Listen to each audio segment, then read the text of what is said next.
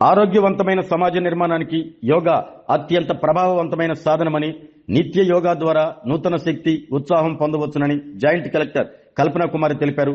అంతర్జాతీయ యోగా దినోత్సవాన్ని పురస్కరించుకుని రాష్ట్ర ప్రభుత్వం నిర్వహిస్తున్న యోగాంధ్ర కార్యక్రమంలో భాగంగా శుక్రవారం ఒంగోలు గాంధీ పార్కులో నిర్వహించిన యోగా సాధన కార్యక్రమంలో ఆమె పాల్గొన్నారు. రాష్ట్ర పర్యాటక అభివృద్ధి సంస్థ chairman Nokasani Balaji, PDCC bank chairman doctor Kammepalli సీతారామయ్యతో కలిసి జేసీ యోగాసనాలు వేశారు.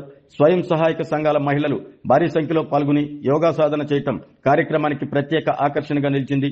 ఈ సందర్భంగా జాయింట్ కలెక్టర్ కల్పనా కుమారి మాట్లాడుతూ ప్రజల ఆరోగ్య భద్రతను దృష్టిలో ఉంచుకుని రాష్ట్ర ప్రభుత్వం యోగాంధ్ర కార్యక్రమానికి అత్యంత ప్రాధాన్యత ఇస్తుందన్నారు. యోగా శారీరక ఆరోగ్యంతో పాటు మానసిక ప్రశాంతతను కూడా అందిస్తుందని, ప్రతి ఒక్కరూ దీనిని తమ దైనందిన జీవితంలో భాగం చేసుకోవాలని సూచించారు. రాష్ట్ర పర్యాటక అభివృద్ధి సంస్థ చైర్మన్ నోకసాని బాలాజీ మాట్లాడుతూ వయసుతో సంబంధం లేకుండా ప్రతి ఒక్కరూ యోగాని అలవాటు చేసుకోవాలని పిలుపునిచ్చారు.